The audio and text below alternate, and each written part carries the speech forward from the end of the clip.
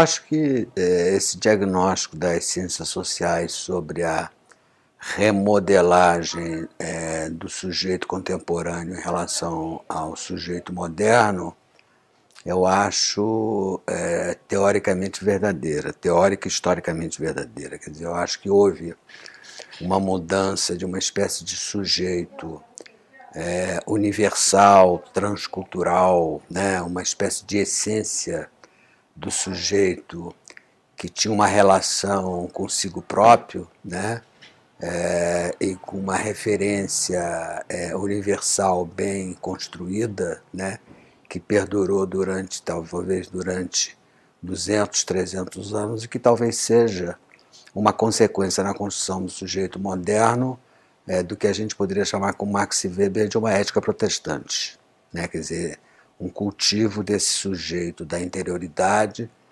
com valores intangíveis que tentava pagar, entre aspas, suas dívidas com o Criador, não é isso?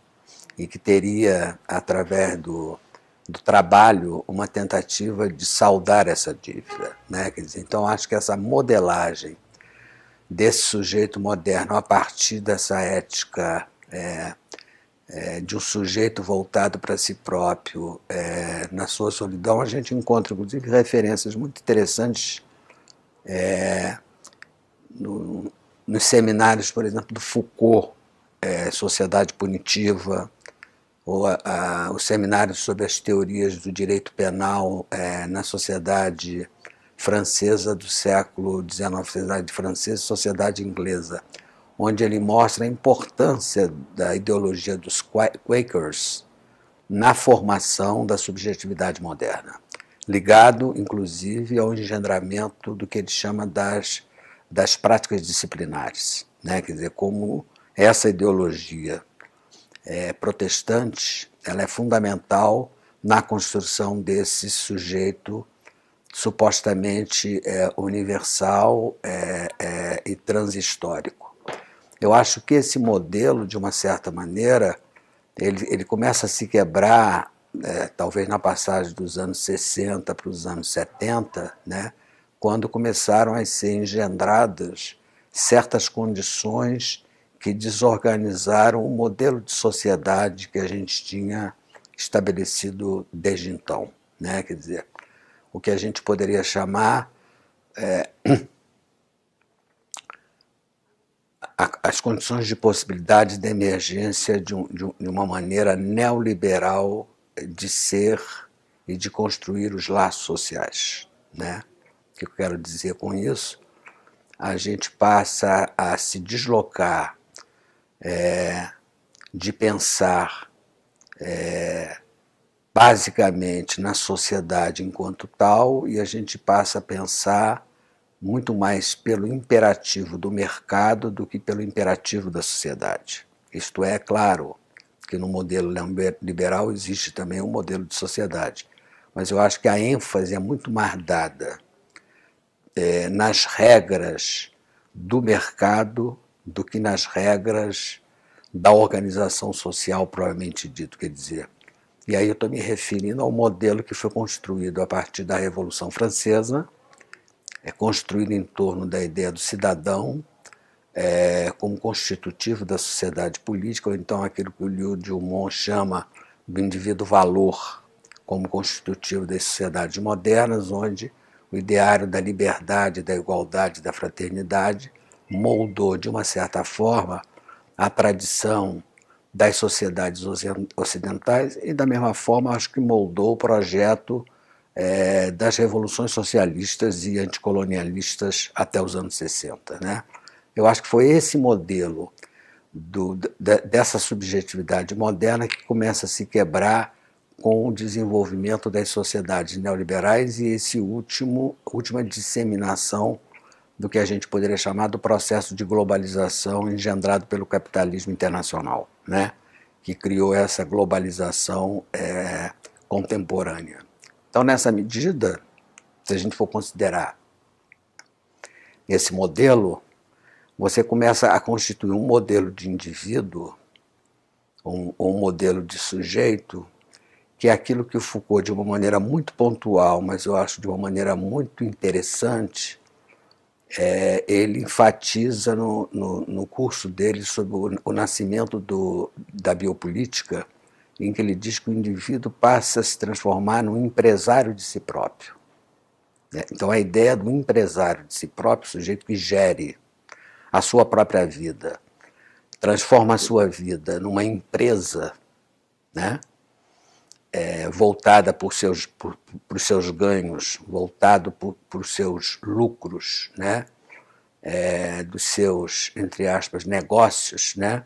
Esse modelo de sujeito ele passa a ser o paradigma por excelência do sujeito contemporâneo, do sujeito da sociedade neoliberal. Se a gente for pegar esse paradigma e esse modelo como referência, eu acho que o impacto que isso teve nas práticas psicanalíticas foi absolutamente decisivo, né? De que maneira? Antigamente, quando você ia fazer a psicanálise, por exemplo, quando eu comecei a entrar nesse negócio de psicanálise, que eu acho que é uma marca do que marcou o movimento psicanalítico desde Freud, o sujeito ia para a psicanálise para resolver questões fundamentais sobre a existência, né? Então você se dispunha a ficar 5, 10, 15 anos deitado num divã, 4, 5 vezes por semana, gastando o que tinha e o que não tinha para realizar esse processo, né? E se indagar sobre as questões básicas ligadas à vida, como o desejo, a morte, a filiação, né? Num projeto de uma análise, como dizia o Lacan, infinita, né? E você passou a viver num sujeito que passou a olhar para uma prática psicanalítica de uma maneira mais circunstanciada nas suas questões imediatas e contemporâneas. Então o sujeito não se dispõe mais a vir 4 ou 5 vezes para uma sessão de análise, para uma primeira mudança importante. As pessoas vão à análise com muito menos frequência, uma vez por semana, 2 vezes por semana, é isso? Quer dizer, elas passam a não aceitar mais essa modelagem de uma análise que dura muito tempo, não apenas por questões de que é uma prática muito cara, claro que é, mas também porque pela justificativa de que elas não têm esse tempo para se dedicar a esse tipo de investigação sobre si mesmas, né? Então elas passam a vir com menos frequência. Uma segunda mudança importante em relação a isso. Anteriormente, quando você buscava uma análise, você buscava um analista pelo prestígio clínico que ele tinha, outorgado pelos seus pares. Hoje em dia esse critério ainda existe, mas existe um critério muito interessante. Eu percebo isso tanto no Brasil quanto na França, onde eu conheço também um pouquinho. Você procura um analista pela proximidade da sua casa, né? Então o critério de onde você mora, de onde é o consultório do analista, a praticidade de você chegar ao consultório dele passa a ser um elemento decisivo para você escolher um analista, porque, enfim, faz parte dessa relação custo-benefício do empresário de si próprio. Terceiro ponto, você passa a tratar numa análise problemas mais ligados ao imediato da sua vida. Você quer resolver problemas imediatos que você tem na sua casa, com a sua mulher, com seus amigos, com seu patrão, com seus colegas, né? Você quer ter respostas, como é que se diz, imediatas para ultrapassar os impasses da sua vida concreta. De maneira que fazer grandes mergulhos no seu passado, fazer grandes rememorações da sua existência anterior, ele interessa menos aos analisantes de hoje do que interessava os de outrora. Então você tem uma mudança na relação do sujeito com a categoria de tempo e com a experiência de tempo, né? Que se dá nesse tipo de transformação em que você percebe claramente numa grande maioria de pessoas que demandam análise e outra. E que eu acho que se desdobra, inclusive, numa nova modalidade de demanda de consultas, que é, por exemplo, a prática psicanalítica que se faz quando as pessoas moram em outros lugares e que você passa a fazer consultas psicanalíticas por telefones à distância, né? Através de uma câmera de televisão, né?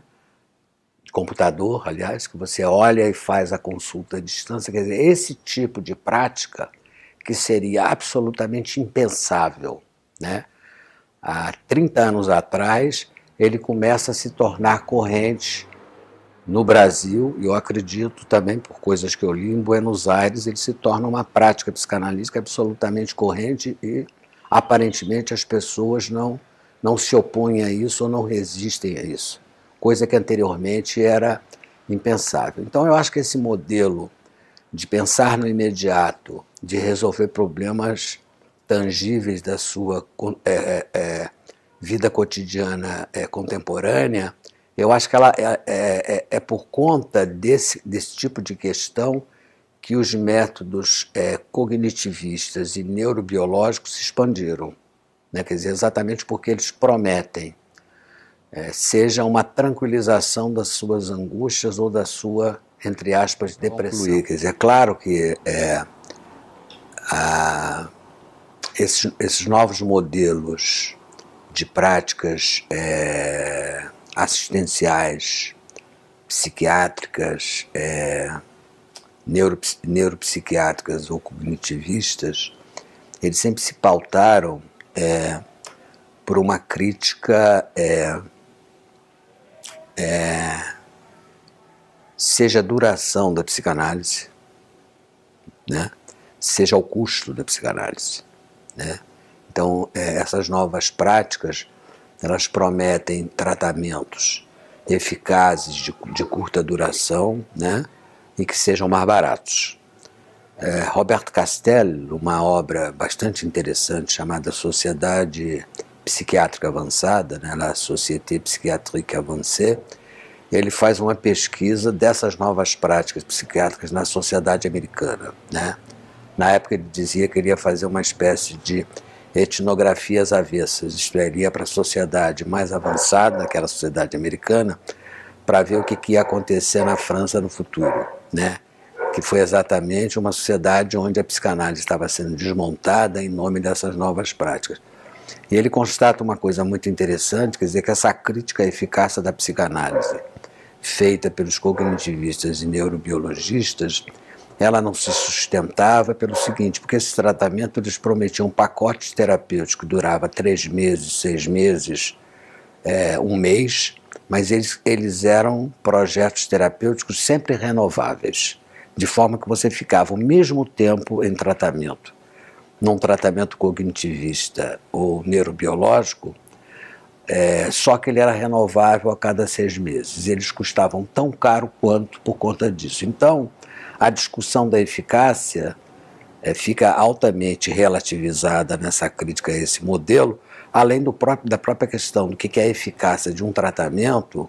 Ele é um assunto altamente polêmico na própria prática médica, que supostamente tem uma objetividade maior do que uma prática psicoterápica que se passa num plano simbólico, né? Olha, essa alusão a uma certa expansão do narcisismo contemporâneo, a gente encontra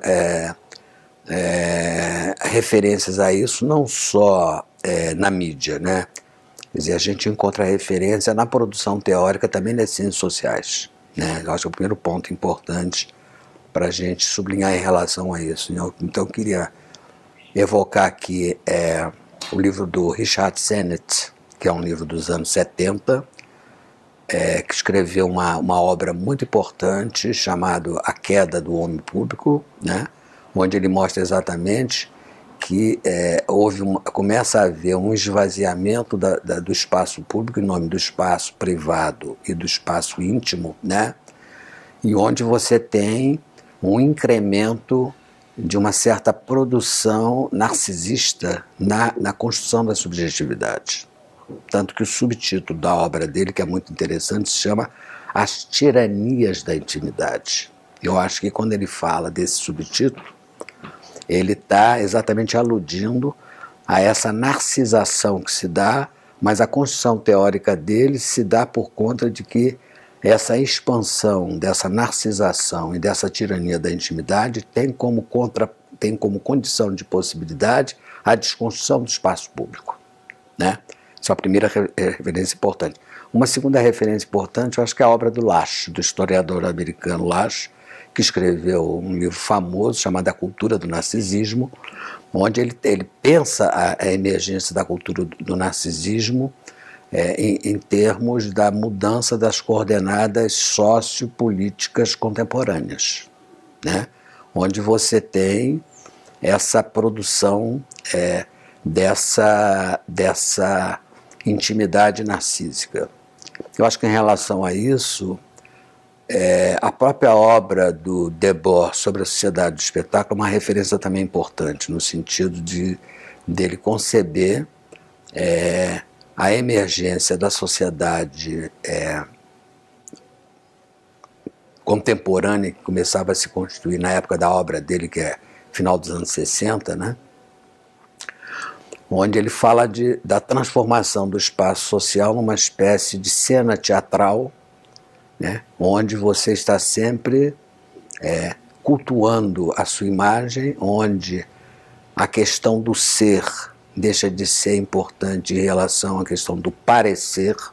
Eu acho que isso remete para a nossa discussão anterior sobre a diferença dos dois tipos de subjetividade, moderna e contemporânea, né?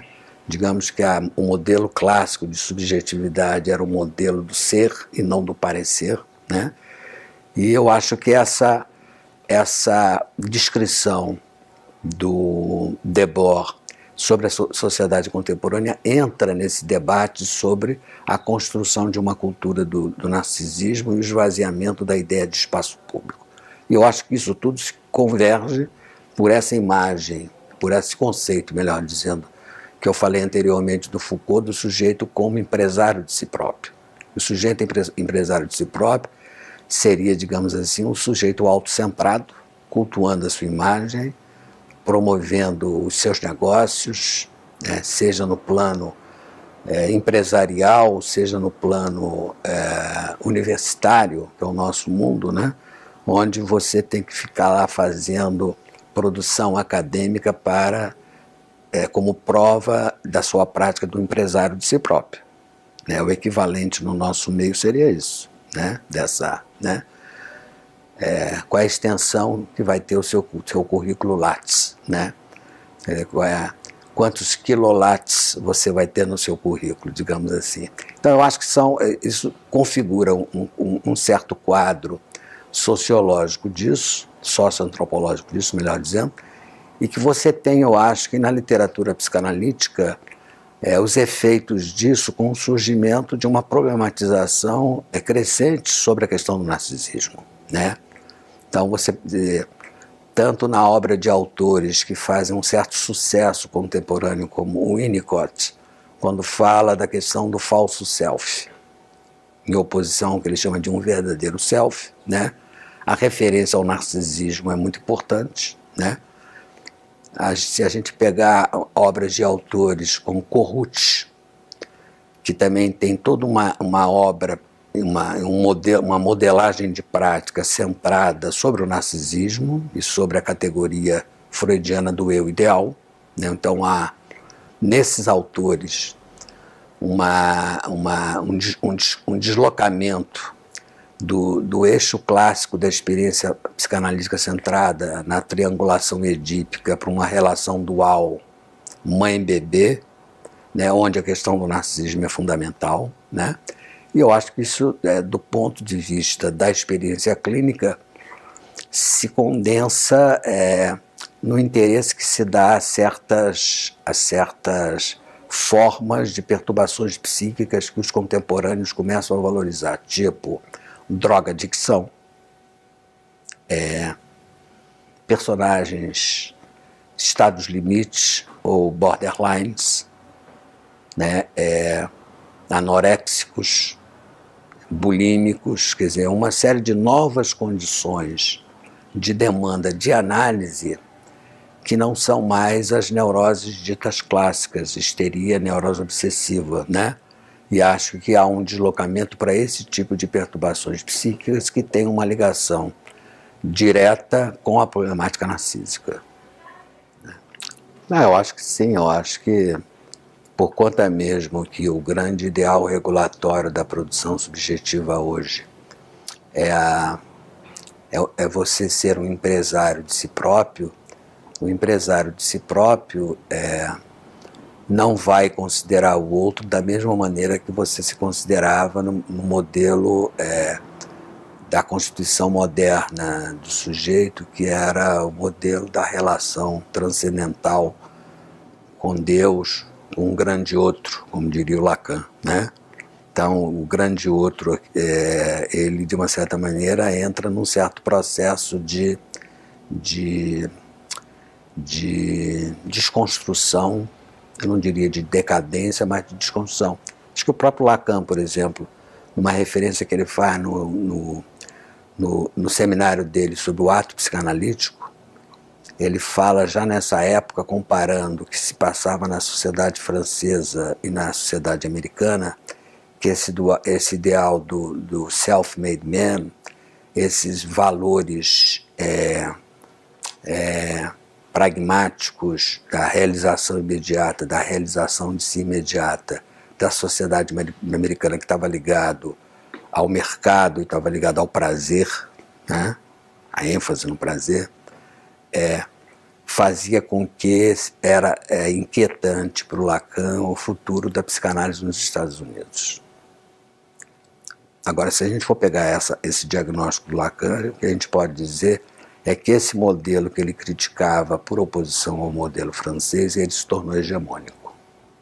De forma que você tem uma espécie de objetivação da experiência transferencial, que é aquilo que eu falei na resposta anterior, de você buscar ganhos imediatos na prática analítica e não se indagar sobre questões fundamentais da existência, que é o que domina a demanda das pessoas hoje.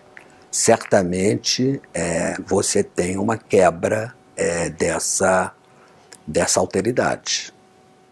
E eu acho que essa busca do prazer, ele é a contrapartida desse empresário de si próprio e, ao mesmo tempo, essa busca, essa regulação, melhor dizendo, que você tem pelos imperativos do mercado. Então a gente tem, talvez hoje, a substituição daquilo que o Lacan chamaria, relendo Freud, de um sujeito do desejo por um sujeito do prazer.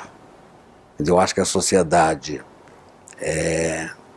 centrada no mercado, a sociedade neoliberal, ela promete prazer, ela vende prazer. Você compra prazer para construir isso como empresário de si próprio. Então eu acho que o ideário do prazer não é exatamente igual ao ideário do desejo. E de uma certa maneira, um autor como Michel Foucault, nas suas obras sobre a Grécia clássica e sobre Roma, quando ele tenta fazer uma história da sexualidade, uma história da ética, ele, de uma certa maneira, ele critica a ideia de desejo, em nome da ideia de prazer. Eu acho que quando Foucault fala isso, ele está pensando na sociedade contemporânea, né? Nessa mudança da sociedade contemporânea, nessa discussão, desse deslocamento da norma do desejo para a norma do prazer, como sendo alguma coisa que já existia nas origens da nossa tradição, na época da Grécia clássica. Você está muito mais preocupado em como você vai gerir a sua produção de prazeres, o seu ganho de prazeres, né, do que investigar quais são a genealogia do seu desejo, né? Quer dizer, demanda. Então, nesse sentido, acho que essa demanda de prazer e desse prazer sexual se coloca. Eu acho que é aquilo que aquele sociólogo polonês radicado na Inglaterra chama do imperativo das relações líquidas. E são relações voltadas para o gozo e não voltadas para o desejo ou não voltadas para a alteridade. Você tem um fenômeno psicanalítico também que é novo em relação a exatamente esse ponto, que não acontecia antes, que é a maneira pela qual alguns analisandos interrompem uma análise. Às vezes você deixa um recado para o analisador: olha, eu vou dar um tempo, né? Vou dar um tempo. Eles não vêm para a consulta para discutir com você que eles querem dar um tempo. Eles te despedem, entre aspas, pelo telefone, o que é uma coisa eminentemente contemporânea. Você não encontrava isso jamais nos anos 80, né? Quer dizer, você vinha, se você queria ir embora, queria interromper a análise, seja porque você achava suficiente, seja porque você não estava satisfeito, você ia lá e havia toda uma polêmica em torno da sua saída, que era discutida com o analista. Hoje em dia você tem essa característica nova, que é você se desligar pelo telefone, quando não pelo e-mail, quando ele tem um e-mail do analista, né? Eu acho que isso é típico do que a gente poderia chamar desse empresário de si próprio ou desse funcionamento narcísico. Perfeitamente. Eu já até escrevi sobre isso. Eu acho que tem uma mudança significativa na contemporaneidade, nesse deslocamento do ideário da culpa para o ideário da vergonha. Quer dizer,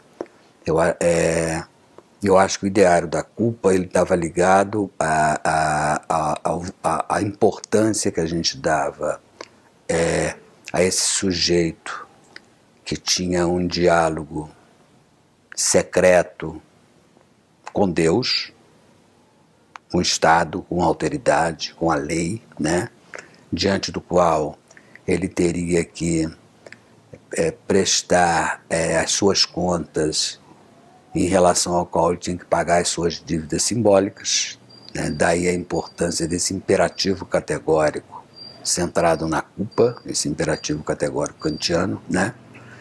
E um deslocamento para a questão da vergonha, onde eu acho que o primado da vergonha ele supõe uma quebra com essa dimensão do grande outro e da alteridade. Então, é em relação aos seus ganhos e perdas que você pode se inflacionar narcisicamente, ou você pode se envergonhar de si próprio se você não alcança esse tipo de objetivo. Então eu acho que existe na sociedade contemporânea uma valoração da vergonha em relação à culpa, quer dizer, e isso aparece claramente no tipo de discurso que as pessoas apresentam num consultório de psicanálise, numa experiência clínica psicanalítica. A importância maior que elas dão a esse culto da imagem, né, da presença, como vocês falaram aí na questão, do que a essa importância mais autoritária, onde a questão da culpa era fundamental. Então, o julgamento que o outro tem do olhar do outro é crucial. Se bem que se a gente for ver essa onda da Lava Jato no Brasil, comparado com a Operação Mãos Limpas na Itália, nos dá a medida dessa mudança. Nessas alturas do campeonato da Lava Jato no Brasil, comparado às Mãos Limpas na Itália, muitos políticos italianos se mataram, empresários se mataram, né? Enquanto que no Lava Jato brasileiro não tem um só suicídio. O que mostra exatamente essa mudança da dimensão da culpa, que levava os italianos a se matarem na Operação Mãos Limpas, e que faz com que brasileiros hoje, com acusações tão pesadas quanto ou piores, não se matem, o que mostra que a culpa não está presente, e segundo, preocupadas muito mais em maquiar a sua imagem pública do que propriamente se culpar. Então eu acho que, se a gente comparar esses dois processos, que eu acho que mostra o deslocamento de um modelo de subjetividade para outro, a gente vê o deslocamento do ideário da culpa para o ideário da vergonha, né? Olha, acho que essa questão é muito interessante, porque ela toca também a uma transformação do modelo da medicina. Vamos começar por aí. Se você comparar um livro-texto de medicina dos anos 50, 60, de clínica médica, para uma versão desse mesmo tempo, no começo dos anos 2000, tipo um clássico de um autor americano chamado Harrison, ou de um outro chamado Cecil, se a gente comparar, que são coordenadores de obras, né? Então, se você comparar esses dois livros-textos que formaram médicos e formam médicos de gerações, a gente vai encontrar uma grande mudança na maneira pela qual a doença era concebida nos anos 50 e a doença era concebida nos anos, a partir dos anos, final dos anos 90, começo dos anos 2000. Qual é a diferença? Você tinha, desde o modelo da clínica que o Foucault descreve lá no Nascimento da Clínica, uma concepção histórica da enfermidade. Você tinha a ideia de lesão, mas o fato de que a doença tinha uma história, ou aquilo que se chamava de uma história natural, né, e uma história subjetiva ao mesmo tempo, fazia parte do modelo da clínica médica, né? De forma que você tratava dos sintomas ou dos sinais, mas ao mesmo tempo você tentava incidir na causa da doença. E o tratamento era orientado de acordo com isso.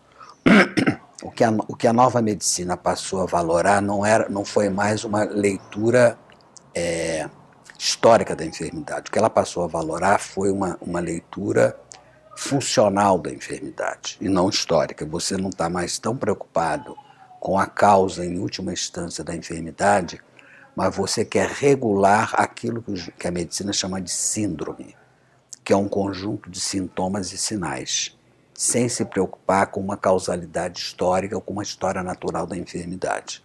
Esse modelo faz com que você passe a descrever sinais e sintomas onde o modelo do tratamento ou do medicamento é fundamental para resolver a síndrome. Foi esse modelo que foi migrado para a psiquiatria. Todo o quadro do DSM, ele desde os anos 80, na versão do DSM-3, ele é marcado por descrição de síndromes, e onde é um elemento decisivo de cada item diagnóstico daquele que medicamento resolve aquela síndrome. É um antidepressivo, é um ansiolítico, né? De forma que você tem uma descrição cada vez mais pormenorizada de novas síndromes e a utilização de medicamentos específicos para cada síndrome. Então, nesse tipo de descrição, você resolve a síndrome funcional, situacional, com traços de personalidade, onde você não se indaga mais sobre a dimensão histórico-causal de uma enfermidade. E é esse modelo que foi deslocado para a psiquiatria, né? Então, nesse modelo, o que é normal, o que é anormal, o que é patológico, fica relativizado em relação ao modelo anterior, né? Onde você está muito mais preocupado hoje em potencializar o que a gente poderia chamar de handicaps do que de doenças, né? Então, a nova medicina, ela procura abrir novas possibilidades para os handicaps contemporâneos, que não são considerados mais como doenças, mas como handicaps que você possa criar novas condições de vida possíveis para esses handicaps, né? Então, a nova cultura do handicap transforma a relação em relação ao normal, anormal patológico. Me parece que tanto as neurociências quanto o cognitivismo visam exatamente regular esses handicaps através de síndromes para tornar a vida possível. E eu acho que a psicanálise se vê diante ou de passar a funcionar de acordo com esse imperativo. Nós temos uma psicanálise que, para sobreviver, se associa ao diabo em nome da sobrevivência, né? Por exemplo, inventa-se uma coisa chamada neuropsicanálise. A neuropsicanálise é uma espécie de saber monstruoso que junta a psicanálise com a neurociência. Nós temos representantes disso no Brasil. Você tem mesmo uma Associação Internacional de Neuropsicanálise, que é uma tentativa da psicanálise de se associar com essa forma de saber monstruoso voltado para a eliminação do mal-estar momentâneo das pessoas. E você tem uma psicanálise que resiste, né, a isso, que tenta resistir a isso, que tenta propor uma alternativa a isso, e que você encontra ainda algum eco a esse tipo de questão, né? De qualquer forma, se nós formos considerar todo esse processo aí de transformações que estão em jogo, quer dizer, uma maneira talvez interessante de pensar essa psicanálise alternativa dentro dessas novas colonizações pelo cognitivo, pelas neurociências, uma maneira interessante talvez de pensar o dispositivo psicanalítico contemporâneo repensar as condições de funcionamento do dispositivo psicanalítico, né, como um dispositivo à la Michel Foucault, concebido como um dispositivo micropolítico. Isto é, aquilo que se passa entre um analista e um analisando, né, ele é um dispositivo micropolítico, onde você tem relações de saber e poder, né, onde você não tem mais a intangibilidade da figura do analista, onde o analista não está acima do bem e do mal, mas ele está sujeito também aos funcionamentos do poder, onde a posição do poder do analista é questionada, né?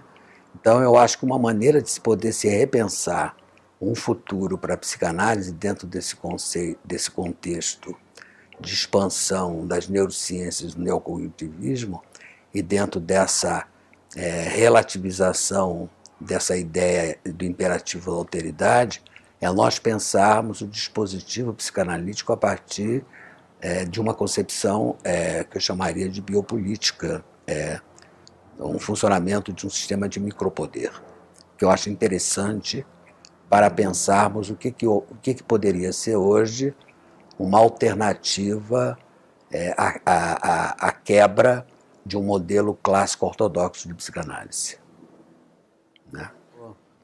Eu acho que passar a pensar a psicanálise a partir de um dispositivo micropolítico, onde a transferência passa a ser concebida em termos de relações de saber e poder, né? Onde você enfatiza a tangibilidade do prazer e não apenas do desejo, né? Onde a autoridade do psicanalista ela é muito mais relativizada em relação do que antes. Eu acho que é uma maneira de você repensar o dispositivo psicanalítico clássico, né? E acho que esse tipo de forma de pensar a psicanálise ele não é tão estranho àquilo que um autor como Lacan começou a pensar no final do percurso dele, né? Então, quando Lacan passou a pensar todo o campo psicanalítico a partir da ideia de discurso e não de linguagem, quando ele começou a falar dos 4 discursos, inclusive do discurso do capitalista, né? Ele, de uma certa maneira, anunciava uma possibilidade futura de se pensar a prática psicanalítica fora desses moldes entre aspas, ortodoxos tradicionais. Exatamente porque ele oferecia, dava prioridade à categoria de discurso, e ele passou, bem entendido, a incorporar no campo psicanalítico a ideia de discurso a partir do Foucault, né? A conferência do Foucault na Société Française de Philosophie sobre o que é o autor foi fundamental para o Lacan incorporar a categoria de discurso na psicanálise. O Lacan não utilizava a categoria de discurso, e o Lacan estava presente nessa conferência, tanto que ele fez um comentário à conferência do Foucault, né, dizendo que a maneira como Foucault entendia a psicanálise por diferença do discurso da ciência, que ele falava nesse discurso como uma prática discursiva e não científica, né, era a maneira pela qual ele fez aquilo que ele denominou do retorno dele a Freud. Tem um formalismo no discurso do Lacan, mas eu acho que foi uma tentativa do Lacan de tentar se aproximar de alguma coisa que era uma teoria do discurso de um alcance muito mais próximo da perspectiva do Foucault do que ele concebia antes. Eu acho que a diferença nova que o Foucault acrescenta aí é a dimensão do poder, que marca as relações interpessoais ou intersubjetivas na contemporaneidade. É o lugar que ele dá a isso numa teoria da disciplina, né? E eu acho que a psicanálise teria muito a lucrar se ela passasse a pensar o seu dispositivo a partir dessa perspectiva Foucaultiana, aliada a uma certa releitura da teoria lacaniana dos 4 discursos. Essa tentativa de pensar a psicanálise numa relação orgânica com os laços sociais e dentro de um contexto sociopolítico é a única possibilidade que a psicanálise vai ter de ter uma nova especificidade face à disseminação neurobiológica e cognitivista. Eu acho que é a maneira como ela pode tentar deixar uma marca dentro dessa selva das práticas psicoterápicas contemporâneas. Eu acho que é uma maneira de você resgatar algo de específico da psicanálise nesse contexto. Até que ponto o discurso psicanalítico foi capturado pelo discurso da universitária, segundo o modelo do discurso universitário, ou se o discurso analítico tem algum tipo de incidência sobre esse discurso universitário. Eu acho que é basicamente isso que você está perguntando. Quer dizer, eu acho que aí nós temos aí direções que ora vão num sentido, ora vão no outro, né? Quer dizer, você tem por um lado o que é de importante primeiro nessa ida da psicanálise à universidade. Uma superação de alguma coisa que existia antes, nos tempos áureos do movimento psicanalítico, de que quem criticava a psicanálise resistia à psicanálise. Era o discurso da resistência. E se você está criticando a psicanálise, ou era porque você não fez psicanálise, ou porque você resistia à psicanálise. Esse modelo fascista autoritário está superado na nossa modelagem contemporânea. Quer dizer, é inaceitável você escutar um analista dizer que você critica a psicanálise porque você resiste. Então, ir para a universidade é uma maneira da psicanálise dialogar com os outros saberes, escutar as críticas, ser sensível às críticas. E, nesse sentido, eu acho que teve um avanço, né? Porque a psicanálise saiu daquele lugar de que ela está fora do mundo para admitir que ela faz parte desse mundo e que ela tem que responder às interpelações que se faz a ela. Ela tem que prestar conta disso, né? E dentro disso, eu acho que a gente tem na universidade, seja formas em que o discurso psicanalítico acaba sendo engolido pelo discurso universitário, ou você tem, na psicanálise na universidade, tentativa de impor certas formas metodológicas da prática psicanalítica na produção de uma cultura do argumento renovado pela psicanálise. Então a gente tem, eu acho, que as duas coisas. E essas duas modelagens, elas dialogam entre si. E eu acho, inclusive, que isso acaba tendo um efeito de ricochete sobre a formação dos analistas, entendeu? Quer dizer, que ela perde um certo caráter escolar, que pelo menos existia no Brasil, eu não sei se existia na Argentina, mas no Brasil certamente existe, diante de uma prática mais interdisciplinar da psicanálise contemporânea, porque eu acho que um dos efeitos dessa passagem da psicanálise pela universidade, nesse diálogo com outras disciplinas, foi o fato de que ela teve que se repensar como um discurso interdisciplinar. E eu acho que foi um ganho para a psicanálise. Se a gente for ver o discurso do Freud nos seus primórdios, só para citar um exemplo, um livro como Totem Tabu, mas não só, é um livro marcadamente interdisciplinar. O Freud leu a antropologia da época, as ciências sociais da época, o Freud leu Durkheim, a tradição da sociologia alemã, para construir aquela obra. E ele foi respondido interdisciplinarmente. Estou dando um exemplo de uma obra, mas a gente pode ver essa marca interdisciplinar em todo o percurso do Freud.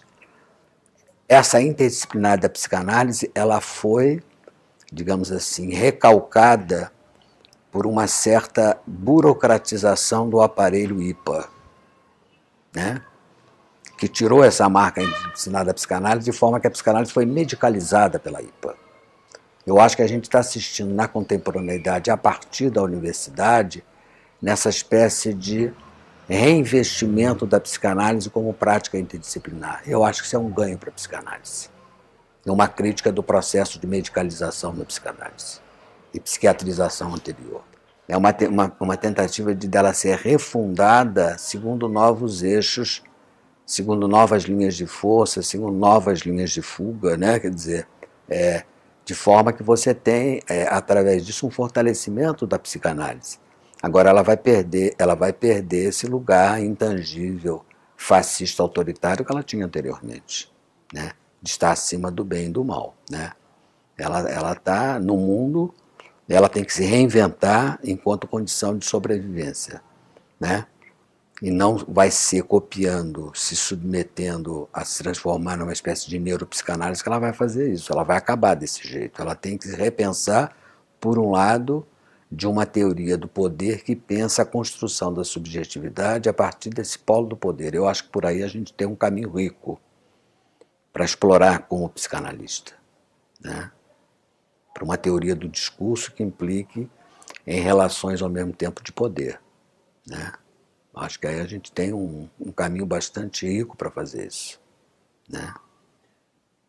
Porque eu acho que é um momento da gente talvez sair um pouco desse isolamento Brasil, do lado dos brasileiros e do lado dos argentinos. Quer dizer, eu acho que é um momento, até mesmo porque nós somos hoje os representantes do que há de uma certa densidade no movimento psicanalítico internacional, da gente tentar, de uma certa maneira, criar um campo latino-americano, né, original, com as nossas práticas, com os nossos propósitos, que seja diferente daquilo que dominaram tanto a tradição anglo-saxônica quanto a tradição francesa.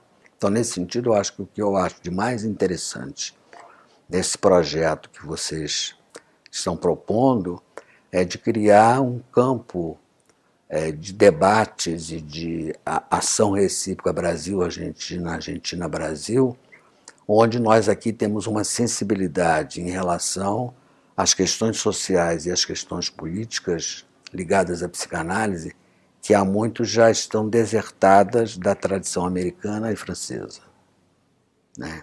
Então, acho que é isso que a gente talvez possa oferecer aos novos horizontes da psicanálise contemporânea. Quer dizer, eu acho que esse diálogo, essa proposta, de uma certa maneira, começou na Argentina com o grupo Questionemos, plataforma, né? Foi a plataforma que iniciou esse projeto. E eu acho que esse projeto, dos anos 60 até agora, muita água passou por baixo dessa ponte.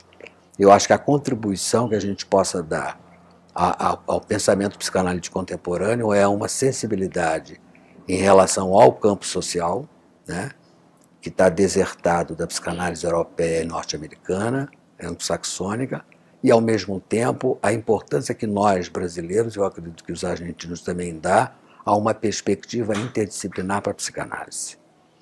Então, eu acho que é isso, talvez, que a gente pudesse criar uma espécie de frente face ao movimento psicanalítico internacional com essas nossas propostas, que eu acho que seria rico para a renovação da psicanálise contemporânea no sentido da tradição europeia, né?